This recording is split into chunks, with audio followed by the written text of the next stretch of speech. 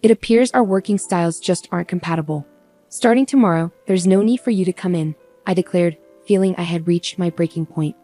I couldn't continue working under such leadership any longer, so I made my decision on the spot. Understood. I'll tender my resignation effective immediately. Thank you for the opportunity, I replied calmly, though inside I lamented leaving a job I once cherished. As I adjusted to the hectic pace of my days, a new clerk approached me with news of a visitor. Curious, I made my way to the reception room, where I found Samantha waiting. John, please reconsider returning to our company, Samantha implored, surprising me with her humility. Gone was the stern, demanding figure I once knew. My name is John Baker, and I have been dedicated to our boutique couture shop in this small town for 20 years. Despite its couture label, our clientele for bespoke items has diminished, prompting us to expand our offerings to include suits, shirts, and even school uniforms to sustain our business. Despite the changing landscape, I've always cherished our shop for its strong community roots and values. However, the atmosphere shifted when our long-standing president fell ill. He was the visionary behind our establishment, but as his health declined, his granddaughter Samantha Smith, with no prior industry experience, assumed leadership. While the transition occurred smoothly, Samantha's approach to management left much to be desired. I found myself particularly singled out by her harsh scrutiny.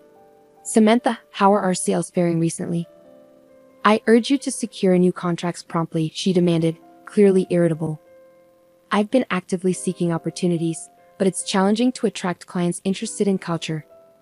The decline in demand is evident, and our traditional couture model is facing challenges, I explained, attempting to provide context. However, Samantha's response was unforgiving. I don't want excuses. It's not a matter of impossibility, it's a matter of effort. Until you bring in new contracts, merely servicing existing clients won't suffice. I expect you to expand our client base, she retorted with a heavy sigh, leaving little room for discussion. Don't assume you're here indefinitely. Spend more time networking outside.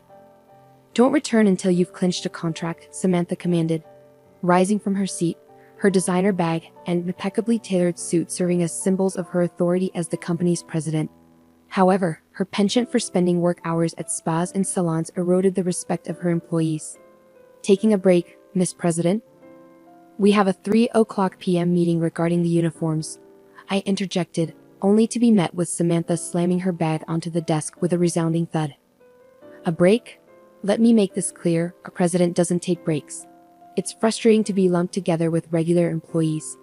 Opportunities can arise unexpectedly, and it's crucial to maintain a visible presence. Think before you speak, she reprimanded sharply, before briskly making her exit, the glimmer of her ostentatious diamond necklace almost blinding in its brilliance.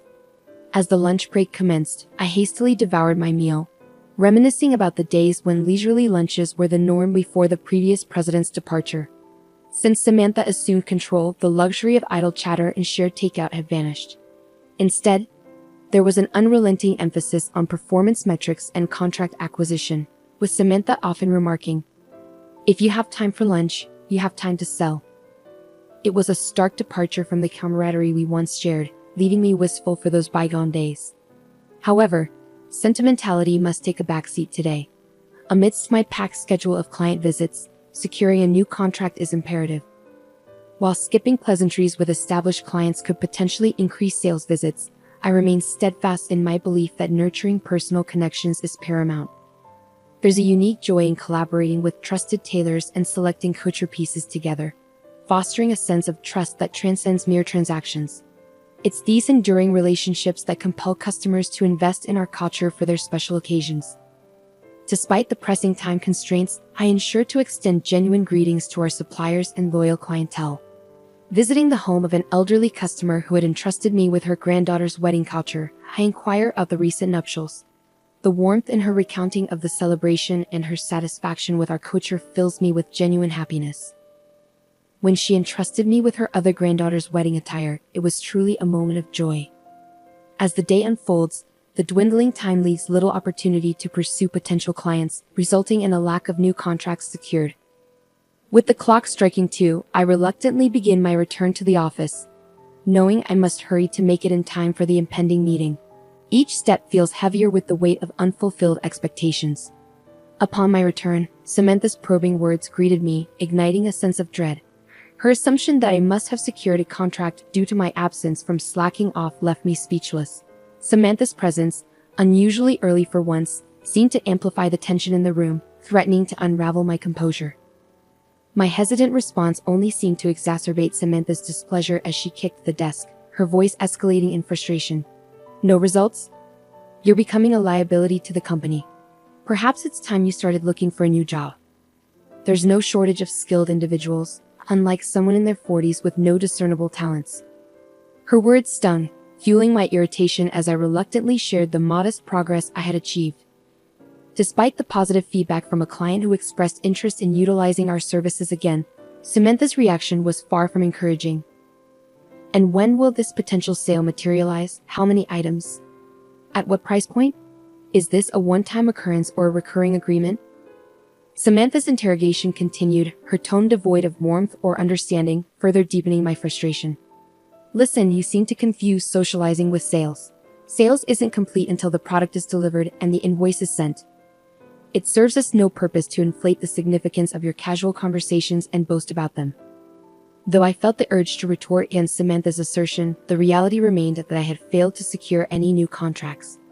Determined to prove her wrong, I resolved to redouble my efforts and secure a contract the following day. As I began organizing for the impending meeting, Samantha unexpectedly interjected. Change of plans. I have an appointment to attend, so let's postpone the meeting report until tomorrow, Samantha announced, already preparing to leave. Caught off guard, I couldn't help but question her decision. Wait a moment, I was under the impression we had a meeting scheduled for today. If we don't confirm and proceed with the orders now, we risk missing deadlines. Your presence as the president is crucial. Is this appointment truly unavoidable? I queried, met with an unmistakably irritated expression from Samantha. It's an important dinner engagement.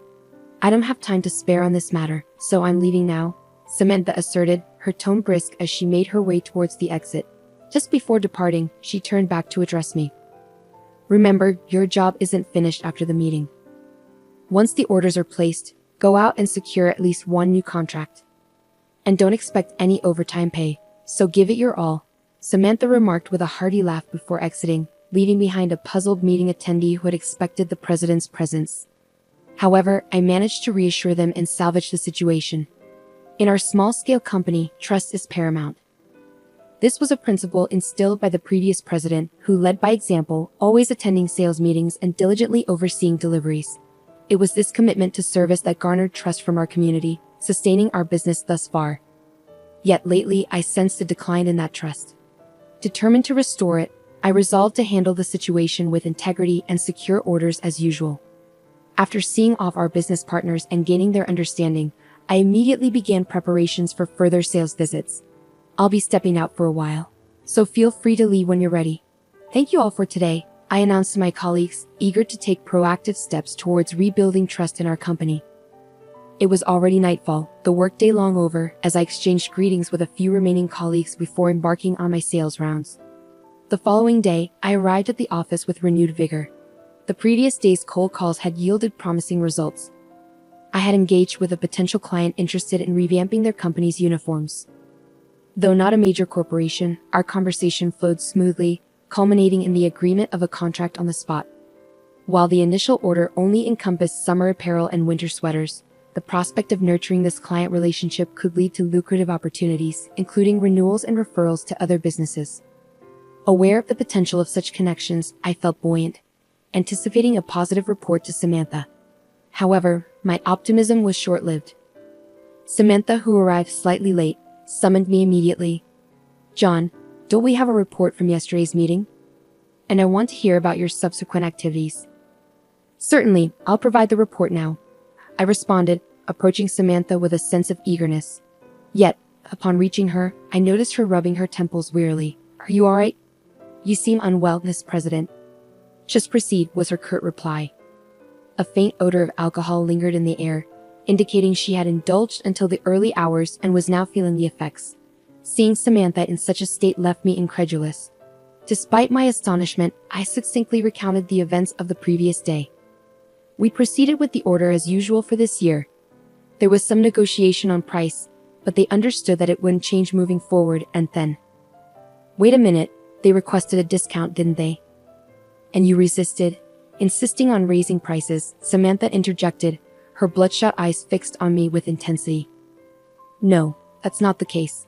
While we ideally would adjust prices to account for inflation, given that we're offering similar products to other companies, it's challenging to implement such changes without impacting their profit margins.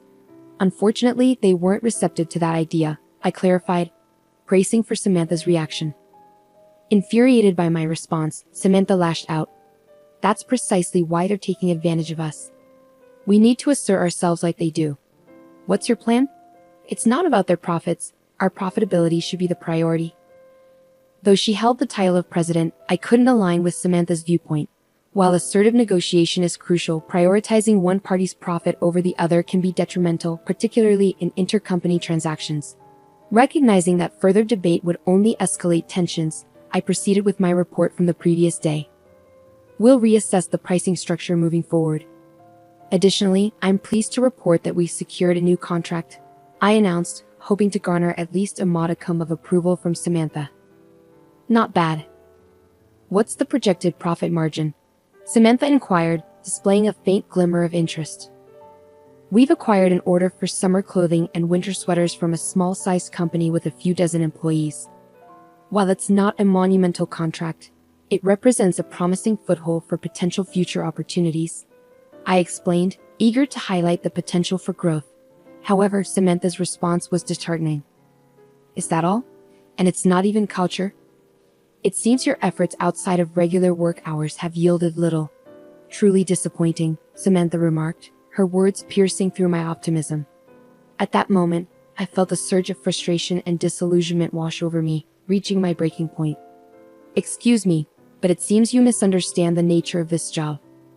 It's the relationships and connections we cultivate that drive our success, not just immediate profits, I asserted firmly, challenging Samantha's narrow focus. Though taken aback by my boldness, Samantha quickly reverted to her usual haughty demeanor. Understood, it appears we're not compatible. You needn't come in from tomorrow, Samantha declared, drawing a decisive line. I had reached my breaking point. Continuing under such leadership was untenable. Understood, I resign effective today. Thank you for the opportunity, I responded without hesitation, knowing that I couldn't continue in an environment that disregarded the importance of meaningful connections. With that, the decision was made for me to leave the job I once loved. Alone in the empty room, I grappled with uncertainty about my future. Despite leaving abruptly, I had nowhere to turn. My modest salary had left me with little in savings, and the prospect of financial instability loomed large. Then, unexpectedly, a familiar name flashed across my smartphone screen, Tom Wilson. We had attended college together, sharing fond memories and occasional outings. Though our interactions had dwindled in recent years, the call from an old friend filled me with hope. Long time no see, how have you been? Tom's voice carried warmth and familiarity, offering a glimmer of comfort in my moment of uncertainty. Indeed, it's been too long. I'm doing well. You sound great too, John. Tom greeted me warmly, though his next words cast a shadow over our conversation. How's work? Knowing you, John, I'd imagine you're excelling as a capable leader with a strong support network. It's a bit complicated. I've actually been unemployed for a while now, I confessed, feeling a pang of disappointment even in Tom's sympathetic response. Despite his usual upbeat demeanor, Tom seemed momentarily at a loss for words. It's been challenging, I added, trying to lighten the mood. It must have been tough. Let's not dwell on it over the phone.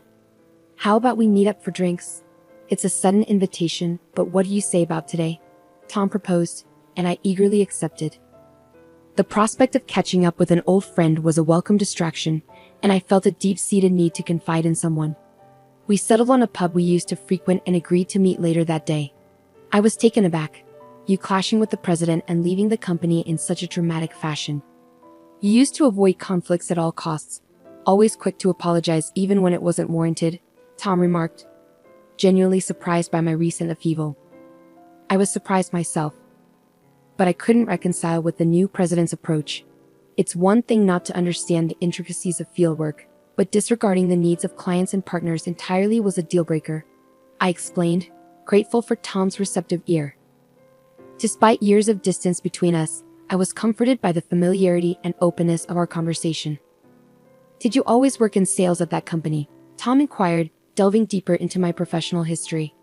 Sales was certainly a big part of my role, but I also dabbled in website development and attempted to introduce new products.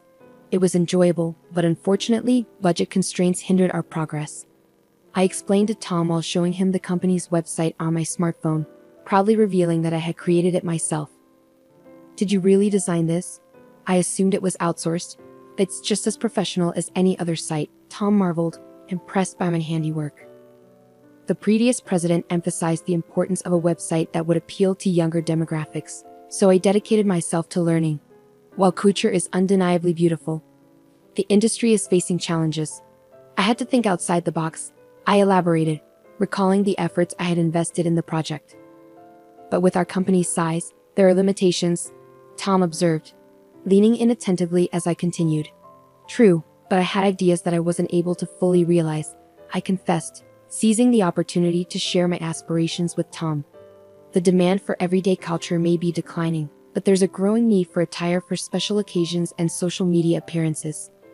By focusing on these niche markets and catering to inbound demand, I believe we can chart a successful course forward," I explained passionately, articulating my vision for the future. Indeed, I had aspirations beyond just culture. I envisioned introducing high-quality leather goods under our brand at a slightly lower price point. Offering consumers affordable yet luxurious products would not only be appreciated, but could also yield substantial profit margins. "We can't rely solely on thin margins to sustain our business," I explained to Tom, elaborating on my vision for diversification. Tom listened intently, his arms crossed as he contemplated my words. "So, was it the lack of initial investment, or did you abandon the idea due to insufficient funds?" "It was a combination of both, along with the current president's strong opposition," I admitted. She argued that a culture shop shouldn't stray into other ventures. I understood her desire to preserve the legacy of the previous owner's cherished culture shop without deviating from tradition. However, it's becoming increasingly difficult to resist the inevitable changes brought about by time and the declining industry. I had hoped to inject new ideas into the company, but they weren't well received. Finishing his beer in one gulp, Tom turned to me with a serious expression. "John, how about joining my company? I'll offer you a fixed salary equivalent to what you were earning, plus commission on sales. It's a pretty good deal, don't you think?" His eyes held a sense of determination. I was taken aback by Tom's offer to join his company. I had known he was running his own brand as a sole proprietor, primarily online without a physical store.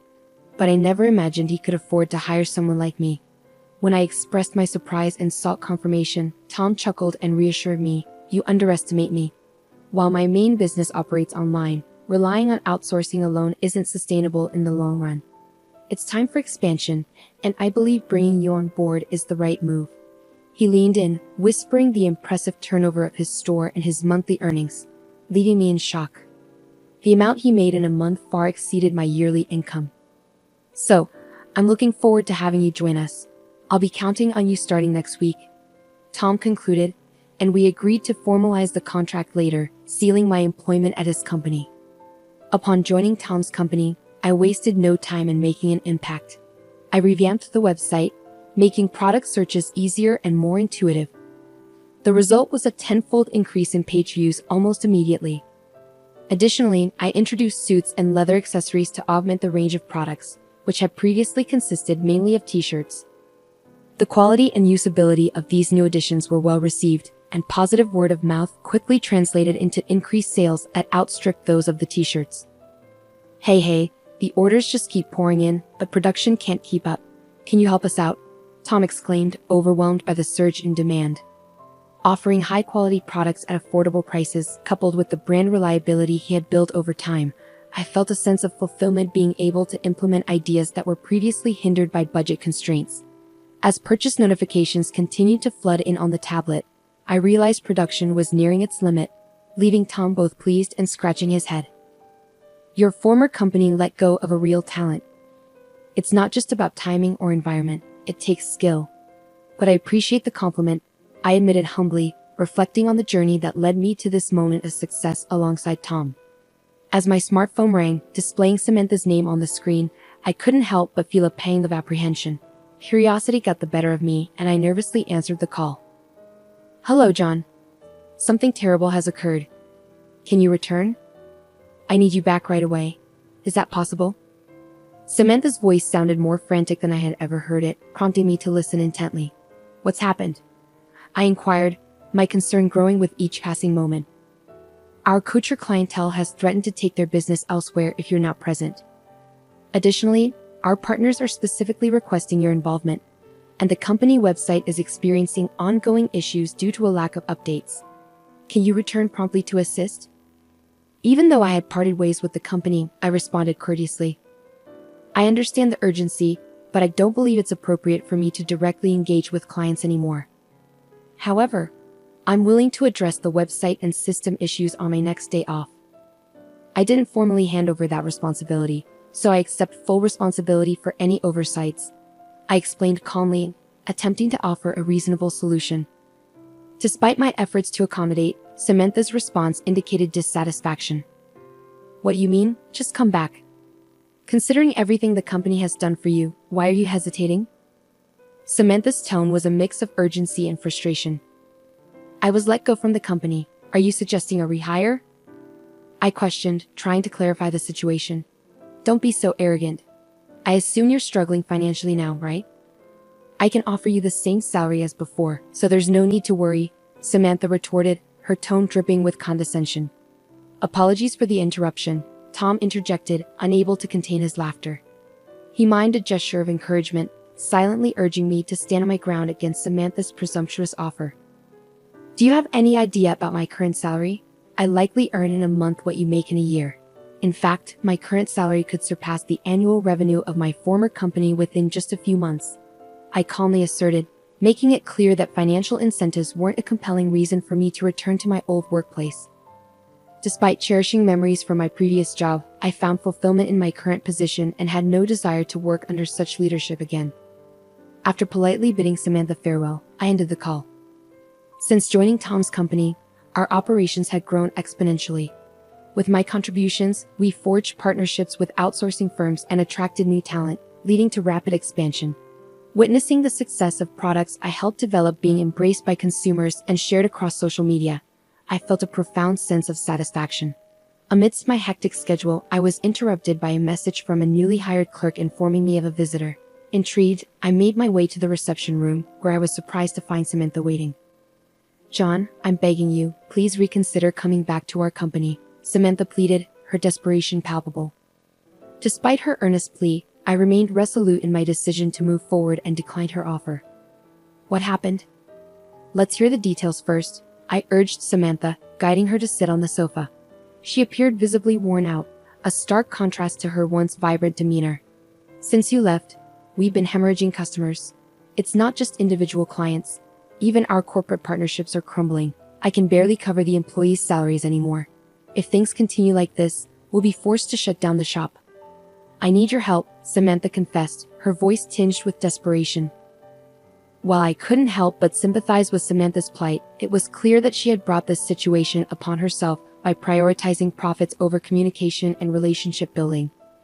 It was inevitable that partners would abandon ship if they felt neglected. I'd like to assist, but I'm currently overwhelmed with responsibilities at my current company. I'm sorry, but I can't offer you immediate help, I responded, regret lacing my words. In a last-ditch effort, Samantha implored me for assistance, clutching at straws. Samantha, it's time to gather your strength. Have you exhausted all possible avenues? Now is the moment to take decisive action. Rebuilding trust requires face-to-face interactions, understanding their needs, and showing empathy for their concerns. Please dedicate yourself to what you've neglected until now. It's the only way forward, I advised firmly yet empathetically. With newfound resolve, Samantha wiped away her tears and nodded resolutely. You're right. I've made mistakes, but I'll start rectifying them from this moment onward. As I reflected on Samantha's plea for help, I couldn't shake the feeling of powerlessness that gripped me. Despite my genuine desire to assist, the prospect of starting anew seemed daunting and nearly impossible. Thoughts of the predecessor, to whom I owed so much, weighed heavily on my mind. I was determined to prevent the beloved company from succumbing to bankruptcy, but amidst the demands of my current responsibilities, I struggled to conceive of any actionable solutions.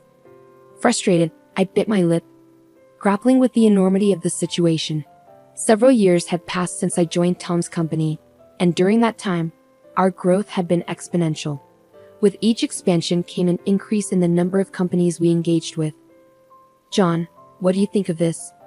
"I believe it would be perfect for an important dinner date," Samantha proposed eagerly, seeking my opinion. "It's fantastic. Exactly as I envisioned, and the fabric is exquisite," I replied, genuinely impressed. The response to our announcement on social media was overwhelmingly positive, culminating in a significant order placement. "We'd like to place an order worth $50,000 with your company for now. Thank you so much," the client expressed their gratitude. Following this successful transaction, the performance of Tom's company soared to new heights, prompting the establishment of new departments and the hiring of additional staff. I played a pivotal role in developing hit products, particularly in the suit department. By infusing culture designs and fabrics as accents into our suits, we garnered praise not only from domestic customers but also from international clientele, expanding our market rapidly. The challenge of securing a steady supply of quality fabric and forging connections with culture-focused companies led me to reach out to Samantha for assistance. To my surprise, Samantha not only sourced the fabric we needed, but also provided invaluable consumer-oriented suggestions, resulting in a product that exceeded our initial expectations. "I truly appreciate your help, Samantha." "Thank you," I expressed my gratitude, noting the slight blush that colored Samantha's cheeks. "Have my efforts made a difference?" "I've learned so much from you, John." Despite holding the title of president, I realize now how misguided I was in my approach. I was consumed by a desire to assert my authority in an industry I knew little about. It was a grave mistake. But thanks to your guidance, I've learned the importance of fostering relationships with employees and partners, ultimately earning the trust of the community. "I'm confident that my company will continue to thrive," Samantha reflected sincerely. Meanwhile, Tom, who had always been immersed in his work, found himself embarking on a new chapter as he tied the knot with a significant partner. As I witnessed Tom's happiness on his wedding day, I couldn't help but share in the joy as if it were my own. "Congratulations, you're absolutely radiant," I exclaimed, admiring Tom's appearance. "Well, it's all thanks to the impeccable design of this suit. I just hope I can live up to its elegance," Tom replied with a chuckle. Sharing in the laughter, we exchanged heartfelt wishes, savoring a moment of joy that illuminated the routine of our everyday lives and transformed a fleeting occasion into a cherished memory. It was a reminder of the transformative power of clothing, and I felt privileged to be part of an industry that wielded such influence. With renewed determination, I resolved to continue crafting work that brought beauty and joy to the lives of others.